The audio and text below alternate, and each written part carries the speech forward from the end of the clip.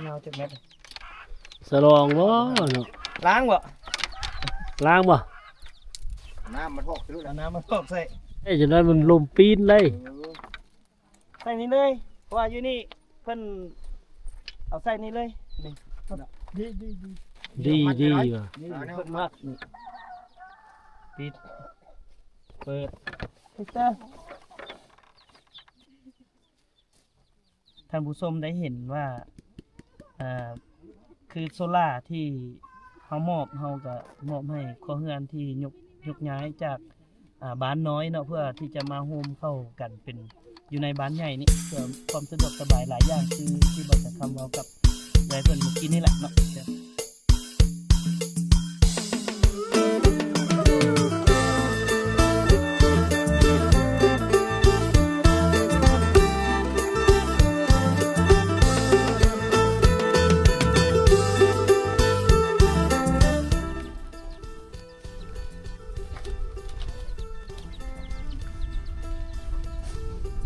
อยู่แถบนี้เขาเจ้าใช้แต่โซล่าพี่น้องเพราะว่าตาข่ายไฟฟ้ามันมาบ่ถึงเป็นบ้านที่ห่างไกลซอกเล็กที่สุดเนาะความจำเป็นที่สุดของเขาเจ้าก็คือแผงโซล่าในไซส์ในยามกลางคืนคือทุกเฮือนนี่ก็จะมีแผงโซล่าให้เขาเจ้าซื้อเองได้แล้วก็เคยบ้านเขาเคยนะครับโซล่าจะเคลื่อนละ บ่ไม่แต่เสื้อเรื่องนึง เทื่อหนึงเนาะ เสื้อเดียวตัว เอาตัวแผงใหญ่ๆให้ดิ แม่นเลยครับตัวนี้เลย ครับตัวนี้แมันบ่ แม่นเลย ตัวนี้โครงการตัวใดแผ่นตัวแผ่นใหญ่นี่ เราก็เริ่มเลือกโครงการเลย ต้นแล้วเนาะกุ้มหึงเนาะตัวนี้สิกุ้มหึงกว่าเนาะ บ่ได้โดนยังชามปีดิ 3 ปีบ่ ชาม4 ปีนี่แหละ ใส่หม้อไฟแมันบ่รุ่นนี่ มาไฟเลย ไตดอกไฟได้จักดอก 3 อ๋อได้3ดอก เลย3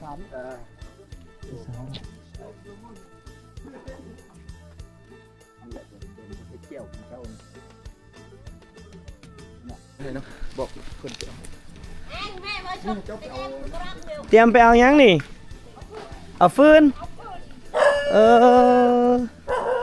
กระเจ้าไปเตะกับฟืนนี่ก็สิเป็นเฮือนแม่ยิ่งคือกันเฮือนไผนี่ตู้ไผ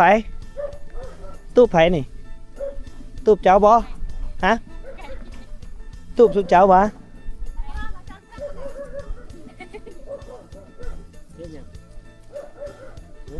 สิออกเฮือนนี่เห็นบ่น้องผมเป็นไปอันนั้นมื้อเช้าเนี่ยไปแบกข้าวหาแม่นว่ะ โดย ใส่ตูบเจ้าอยู่ใส่บ่มีเอาบ่เฮ็ดตูบเจ้าบ่เฮ็ดตูบบ่ซื้อหยังแน่เนี่ยให้อายฮู้แน่ฮะซื้อหยังก็ ดูพี่มัวจริงใหญ่มีสื่อ บ่สาวมากาบ่ยอมบอกซื้อแล้ว ไม่ สาว ไอ้น้องมัน ครูแฟดตีเสื้อคือกัน ดิกะ แม่นบ่ จักปีละจักปีละ15นั่นล่ะคันเฮาเว้าหยังก่อนละแม่นบ่ 10 ปีโต เดี๋ยวหน้ามาเบิ่งไอ้หน่อยหนึงนะ เลือกเลยเราจักหนาดิกะ นี่ละสาว จ้าจะชิมใหญ่ สาวมากาพี่น้องเอ้ยเอาน้องๆอาย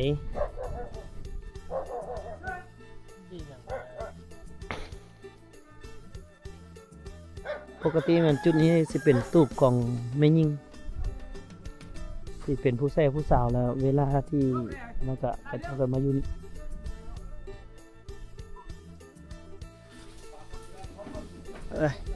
เดี๋ยวขึ้นไปมอบแผ่นโซล่าเซลล์มอบโซล่าเซลล์กระเป๋า สักกะเซา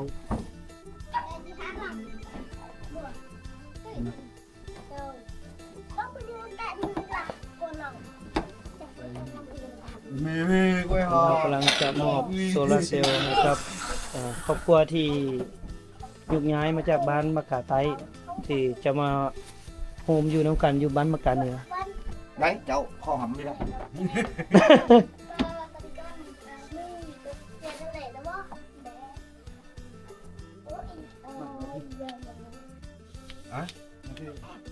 chúng ta đây còn kia lên bảo căng ยืนยันน้ำกันนี่เด้แก๊สนี่เด้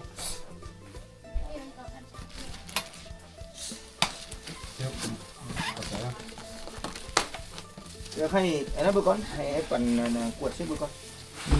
นับเบิ่งดู nắp bữa con ให้มันครบ nó mới khô bớt อืม chẳng là phò ao cứ bộ khúc chỉ nè ครบ mưa lên phò áo má bộ khúc bây giờ cái nó ma phò rồi แจงจำนวนหนึ่งผลมาจำนวนหนึ่ง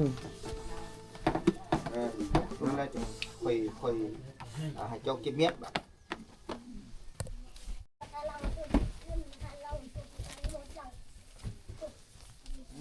nó mì lại nó mì lại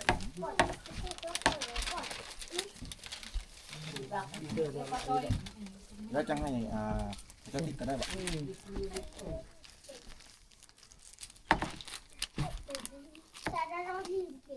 โอเคมาเช็คโฟโต้ ไปกินอะไร เช็คเฮีย ในบ้านนะผมในบ้านนะ เป็นจะได้กล้อง อืม ồ con phật vợ เพิ่มไปใช้ห้องเข้าก่อน hả hả chị thằng làm cái đấy tiếp theo hả con khó แจ thang กไปมอบ ยังบ่แล้วได้เพิ่นยังบ่แล้วได้ ยังบ่แล้วอยู่บ่ นี่ đi gây hết ดูบ่ ồ tôi nhai gì tôi nói là tôi nhai gì người ta mượn ồ tôi chỉ sửa thôi đi คนนั้นมันน้อย โอเคโอเค ถือ จับ ไม่อยู่นอกไว้ทะเล จับ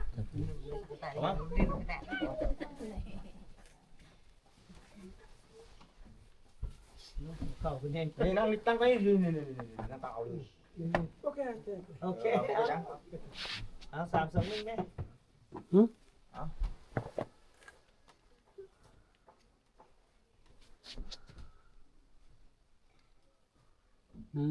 ก็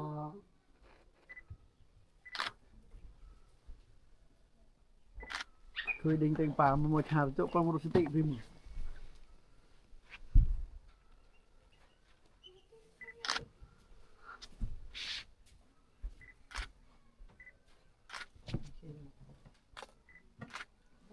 แล้วนี่จะมั่นใจโอเค ขอมาสักที ของแก còn kia rồi โอเค Okay, we have to check outside. Check photo outside. Oh, มายืนจับตัวนี้เลยสี่ครอบครัว แล้วเราจะไม่ไอ้ไม่ไปดูไม่ได้ chùa mà không phảiของเราเลย เลยก็หาเลย chùa cái lên sọc ăn lên เด็ดนั่งนอนมือตรงนี้เป็นไง มา ให้ตำมาสลัด มึงนะ มาในบ้านมายืนอยู่นี่มา bạn chị phải nhangยืด รู้มั้งเอ็มกรีโน่สลัด kiếm trái gì vậy จุดลัน thấy bọn thấy bọn hả má đi bán cho má ừ ยับมาทางไหนโอเ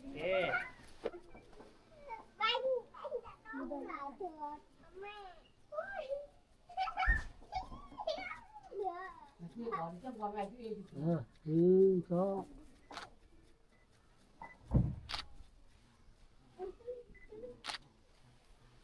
เอายังขอบคุณได้ยังขอบตา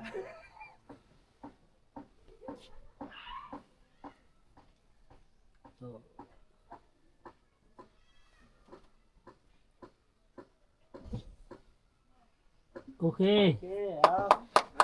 kiểm tra นี่ นี่แหละจะเข้ามอบให้ครอบครัวที่ยกย้ายมาเด้อนี่จะเข้าก็เพื่อจะให้เจ้าได้เข้ามาโฮมกันเข้ามาโฮมกันตามแนวทางของท่านเมืองเขาแหละระดมเดี๋ยวมาให้มันสำเร็จไว ความสะดวกในเบื้องต้นเอาซั่นซะ ๆสิ่งอำนวยความสะดวก น่ะย้ายว่าบ่จะหาฟืนหาไฟก็บ่เห็นก็ว่ามืดกึบอยู่ในงมเท้ผัวเบ้าเมียสาวใครอยู่ดอกมุมก็ดิเนาะอันนี้มันผัวเก่าเมียแก่แล้วก็มันก็โยงมบ่เห็นได้เฮ้ยมันต้องได้ใช้ไฟได้ใช้แสงสว่างได้ เดี๋ยวเขาสินำ ใจแต่ฟังนักขัดถึงแล้วจะแย่ง มีแต่ให้เพิ่นถือมาเลยน่ะเนาะ ถือมือเลย ถือมาเลยทุกอันนั้นแต่ที่ดำเมื่อพาที่ตั้งอย่างเบิ่งแล้วก็ถ่ายดูเพื่อนผู้ดี ตัวการสมควรได้เลยกัน จะเงินหนึ่ง ตัวย่างให้เขาเลย เงินหนึ่งจะเงินหนึ่งนี่แหละ แต่ตัวนี้ แล้วนี่ให้ไอ้น้องพาไป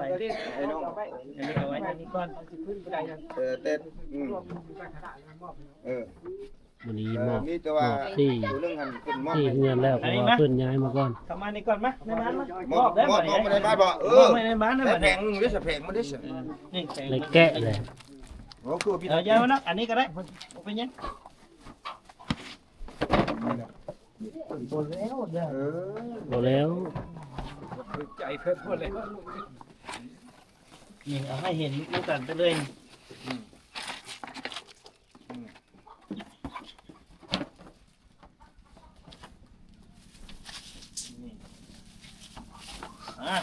โซบี ขอบโศกเลย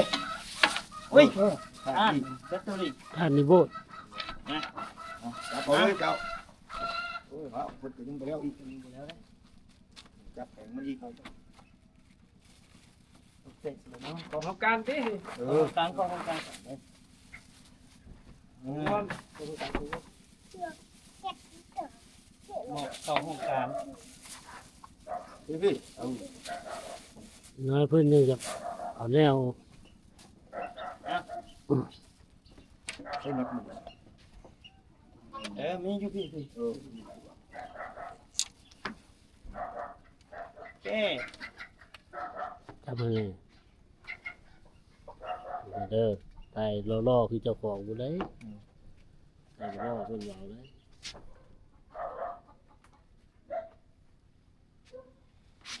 อันนี้มอบให้ทางห้องการบ้าน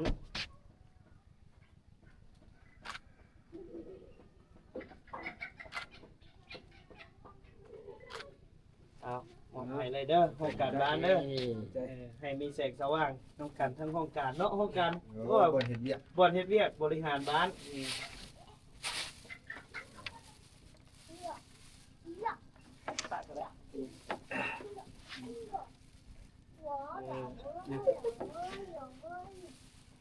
แต่ใช่ก็ใช่ไว้สูบมัน ใส่ ก็ ไว้แล้ว ลองดูแตะเกลืออีกสิลองนี่ดีใช่ไหม เอาทดสอบ ทดสอบ นี่ แปะเปื้อ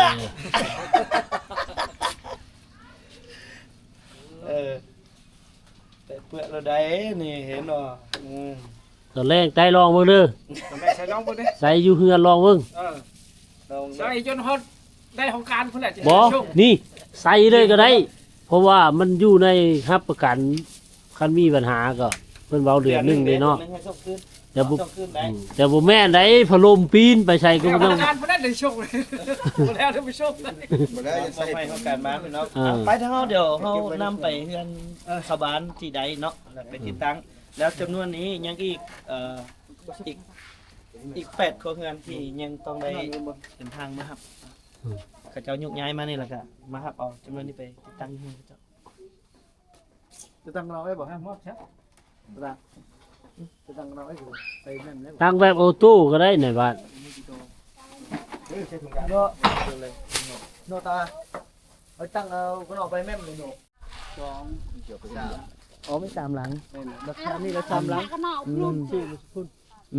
เอาทางนี้แหละนี่เนาะเฮือนที่เพิ่นยุกย้ายมาแต่บ้านมะกาบ้านมะกาไตอันนั้นตู้เพียงน่ะเขาใกล้บ่ คนนี่บ่ โอ้ประจำเดือนนะผม เออ เพื่อนบ่ได้ดิ คือกัน อัน คือกันเบิด เอาหลักบ่ใส่หลักบ่ บ่บ่ใส่ก็ได้ ใส่ถึง ใส่เทิงก็ได้เอาเฮ็ดธรรมดาอยู่ชุดนี้จะมี1หลังนี้2หลังน้อยเท่านั้นบ่แล้วก็หลังไหนหลังนั้นหลังใหญ่ฮะโอ้เพิ่นยกย้ายมาปุ๊กอยู่นี่เป็นหลังใหญ่แล้วเนาะ เลย ประกอบบัดนี้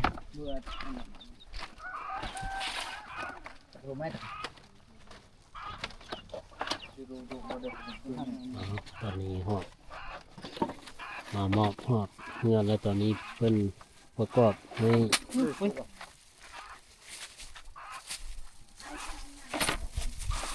นัดมันกลายเป็นหันมุนบนหันเลยลูกบอดเลยปะเลยเด้อต้มมันต้ม บ่มีหรอกน็อตระเบิดพุ่น มันต้องตัวนี้เขาใช้ซี่ใช้ฝา อืม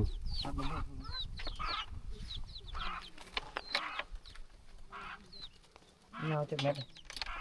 สลองบ่เนาะ ล้างบ่ ล้างบ่ น้ำมันพอกไปรู้แล้ว เอาน้ำมาตกใส่ ล้างก็บ่หลายหรอกเป็ดตัวหนึง เป็ดตัวเดียวบ่ 3 โล อย่ามาซอยค่อยซะครับเป็นอันนั้น ได้หลายๆกันนี้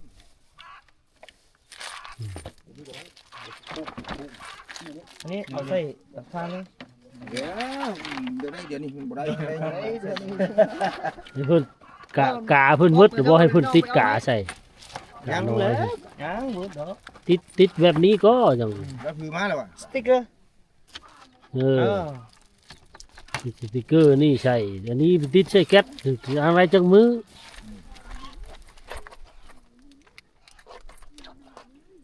โอเคครับ ผมมีกระติกเอง โอ้ยเนาะโน่ อะไรอย่างนี้ติดฉันบ่ได้ อยากให้ผู้เห็นง่ายนะ เห็นง่ายแล้วมันสิออกสิโน่ที่นี่ อืมว้าวไร อยู่กันสิ อ๋อ บ่ โอเค ส่วนมันบ่เห็นมัดแต่ละนี่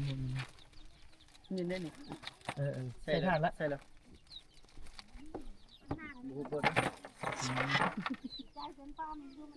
อะไรก็สีแดงมาก่อนเนาะตัวนี้เนี่ย บ่ได้สีแดงออโต้เด้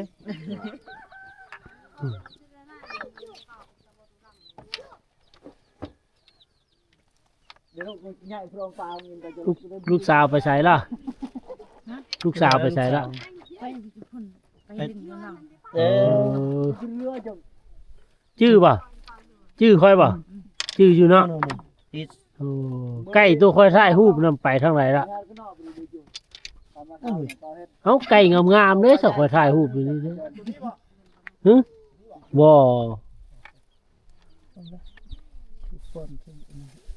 ค่อยถ่ายรูปเนาะเขาบ่ได้ย้องค่อยได้เขาว่าไก่งามเด้เขาเอาน่ะ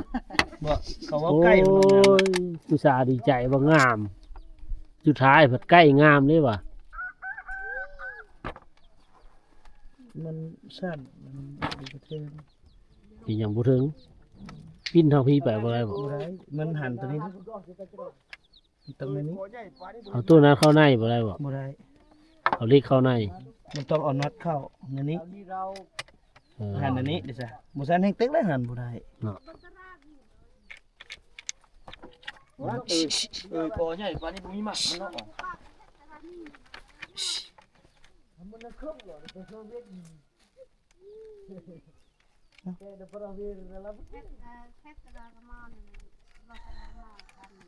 ปิ้นไปทางหน้าหรอวะ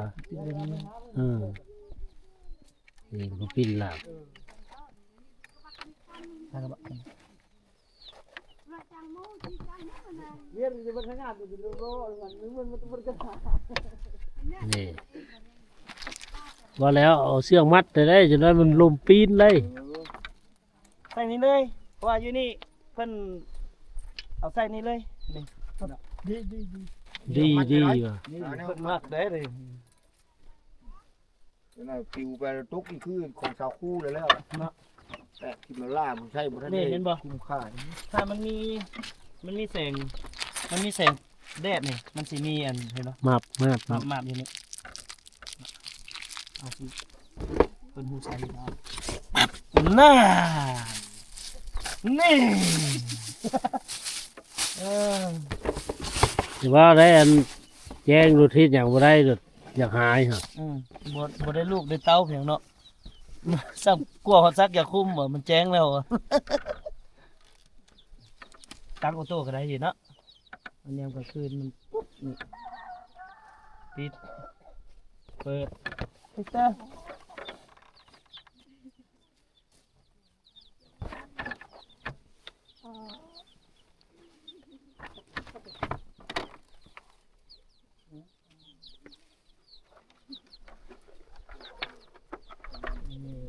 งามนะวันนี้นี่คุณยังอยู่นี่คุณยังเห็นแล้วบ่เห็นยังบ่โอ้ได้อยู่เดี๋ยวว่าพี่สิถามนี่ไอ้ครับสิถามนี่ดีใจบ่ที่ กระดิ่งนี่ฟังจุกเลย ดีใจอยู่บ่ที่มาได้อันได้แผ่นโซล่าร์ดีใจบ่ ใจใหญ่ ดีใจแฮงจังไดก็ให้อยู่นํกันอยู่นี่มันหลายคนแหละหนึ่งมันสะดวกถ้าเวลาเฮาลูกหลานเฮาอยากเข้าโรงเรียนก็ง่าย ถ้าเฮาไปอยู่บ่อนอื่นมันที่ว่ามันไกลจากหมู่มันฮอดยามลูกหลานเฮาเข้าโรงเรียนยากแล้วก็เวลาเป็นเจ็บเป็นไข้แพทย์หมอเพิ่นมาหาอยู่นี่มันก็ง่ายแล้วก็เวลาเพิ่นอำนวยความสะดวกว่าเรื่องน้ำในอหย่างต่างๆก็มันก็ง่ายนี่ชาร์จ ซากอยู่ในซาก แบตก็ได้ ซากไว้จังได้โดนอันนี้ซากโทรศัพท์นี่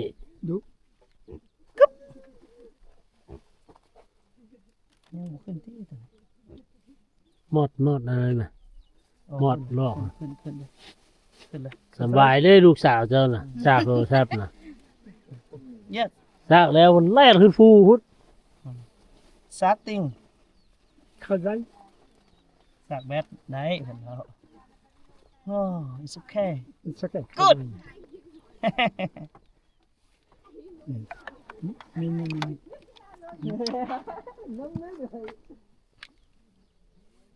มันจะไทยหูบ่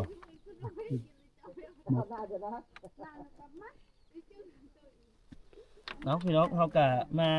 ติดตั้งให้เพิ่น1เฮือนเนาะที่จริงก็ยังหลายๆเฮือนแต่เพิ่นก็ติดตั้งเป็นแล้วล่ะแต่บ่เตียงคำยังให้ท่านผู้ชมได้เห็นว่าคือโซล่าร์ที่เฮามอบเฮาก็มอบให้ครัวเรือนที่ยกย้ายจากบ้านน้อยเนาะเพื่อที่จะมาโฮมเข้ากันเป็นอยู่ในบ้านใหญ่นี่เพื่อความสะดวกสบายหลายอย่างคือที่บ่แต่คำเว้ากับเลยเพิ่นเมื่อกี้นี่แหละเนาะจังไดก็เป็นกำลังใจให้หมดทุกคนถ้ามีโอกาสถ้ามีองค์กรใดหรือว่าบุคคลใดที่ว่าอยากมอบแสงสว่างให้กับชาวบ้านแบบนี้เนาะยังมีหลายๆครอบครัวพี่น้องที่ยังต้องการโซลาร์เซลล์อยู่ในเพื่อให้แสงสว่างในยามกลางคืน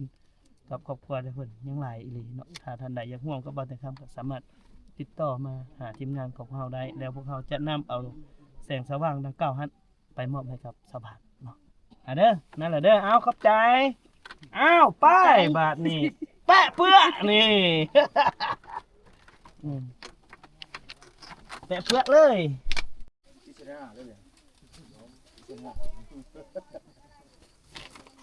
ให้มันสักก่อนเนาะก็พอได้บรรเทาพี่น้องบรรเทาได้แสงสว่างอยู่เฮือนเฮามีอยู่บ่บ่มีถือว่าเป็นเครื่องนี้ถือว่าเป็นเครื่องแรกเลยเนาะมันย้ายมาอยู่นี่เนาะนี่เอาเป็นกำลังใจให้เดี๋ยวเฮือนเพิ่นอยู่จักคนก็เฮือนเจ้า5 คนลูก3 คนผัวคนเดียวเนาะผัวคนเดียว คนเดียวหนูผัวเอ็นมาอย่าง เอาหลายบ่ได้เนาะเอามาซอยเวียกบ่ได้เนาะ บ่หยอกหยอก